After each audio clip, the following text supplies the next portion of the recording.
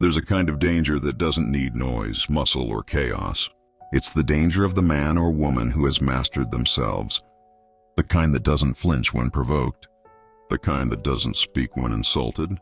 The kind that radiates an energy that says, I do not fear you, nor do I need to prove myself to you. This danger is born from discipline, from silence, from control. It's not the kind of danger that seeks to harm. It's the kind that demands respect. Marcus Aurelius once wrote, "You have power over your mind, not outside events. Realize this and you will find strength." The moment we begin to live by that truth, we become something unshakable, something untouchable. 1. The ability to stay calm when others lose control. Most people believe power is in domination, raising your voice, displaying anger, asserting your will. But true power lies in stillness, in composure, in the ability to look chaos in the eye and not tremble. When a man cannot control his temper, he becomes predictable. When he cannot control his emotions, he becomes vulnerable. And when he becomes vulnerable, the world owns him. Epictetus reminded us, any person capable of angering you becomes your master.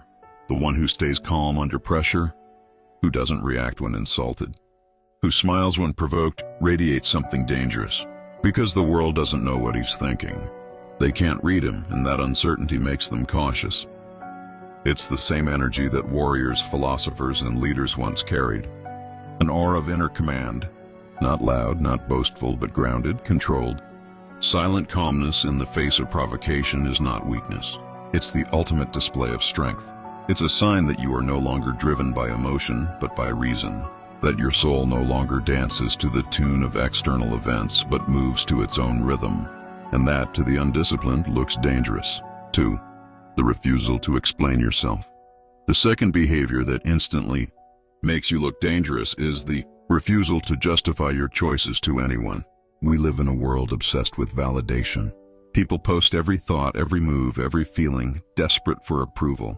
But there's something unsettling about the person who doesn't need to explain, who makes decisions quietly, who walks away without a word. Seneca wrote, "We suffer more in imagination than in reality," and that's why so many seek approval. They imagine disapproval, and it terrifies them. But the Stoic mind does not beg to be understood. It knows the truth is not dependent on perception. When we stop explaining ourselves, we start living by our own code. Our silence becomes power, our restraint becomes strength. People will misjudge us, criticize us, even fear us, because they can't control what they can't define. We don't argue with the ignorant. We don't defend what doesn't need defending. We act, we endure, we move forward.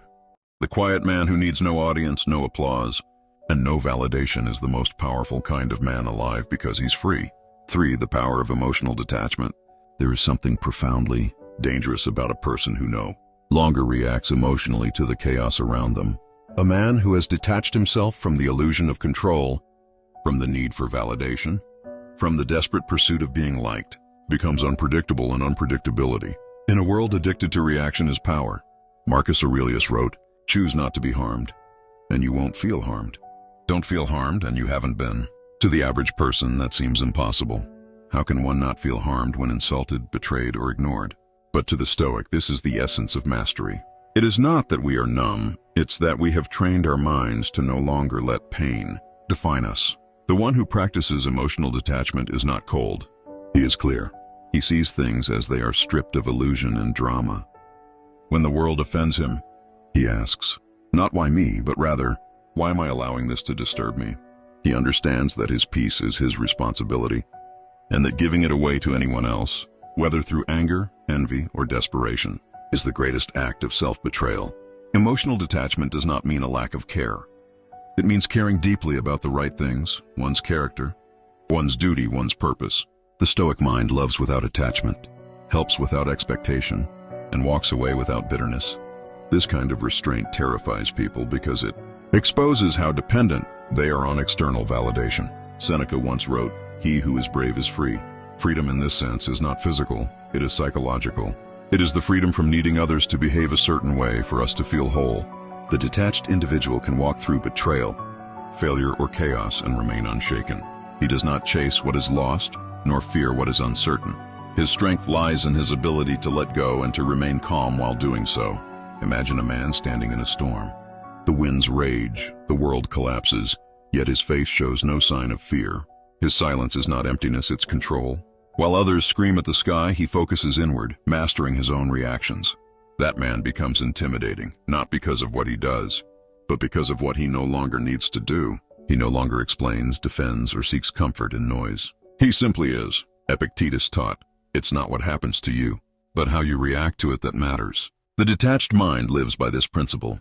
He does not waste energy fighting the inevitable.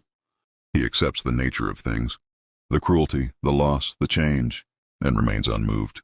This acceptance gives him an aura of calm power, the kind that makes others question themselves, the kind that makes even the loudest voices grow silent in his presence. Emotional detachment also breeds efficiency, because when we are not ruled by emotion, our actions become pure. Every move is deliberate. Every response is measured.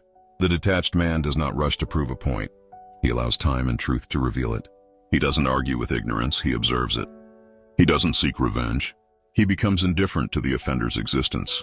And that indifference is often the most unsettling form of power there is. In a society that thrives on emotional manipulation, politics, media, relationships, the person who cannot be manipulated becomes dangerous. He cannot be guilted into submission. He cannot be provoked into weakness. His silence is his weapon, his discipline his armor.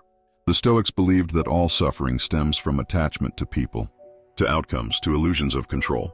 And when we release those attachments, we no longer suffer. We see clearly, we act wisely, we live freely. There's a quiet fire that burns within the emotionally detached person. It is not visible, yet it consumes everything false within him. It is the fire of inner transformation. The same fire that forged warriors, philosophers, and kings. To be emotionally detached is not to withdraw from life, but to engage with it from a higher ground. It's to walk through life with your emotions in your hands, not the other way around. It's to smile when misunderstood, to stay silent when others crave reaction, and to find peace even when surrounded by chaos. That is what makes you dangerous. Not your strength, not your words, not your appearance, but your silence, your calmness, your refusal to be moved by anything that seeks to pull you away from your center. And that, my friend, is the mark of a person who has truly mastered themselves. Because once you have conquered your emotions, you have conquered the world. The power of controlled presence. There's something unsettling about a person who walks into a room and doesn't demand attention, yet everyone feels their presence. No loud words, no desperate attempts to impress, just quiet certainty. That's not arrogance, that's control. And control in its purest form is power. Marcus Aurelius once wrote, "Waste no more time arguing about what a good man should be. Be one." The truly powerful do not talk about power. They embody it. They've mastered the art of stillness. And stillness is the mark of a mind that cannot be shaken. While the world screams for validation, they choose silence. While others rush to be seen, they stand back and observe. This composure is not born from pride, but from discipline. The kind of discipline only a person who has gone through chaos can develop. The controlled man understands that his energy is currency. He doesn't spend it recklessly. He doesn't entertain meaningless conversations or emotional outbursts. He saves it for what truly matters, for action, for purpose, for endurance.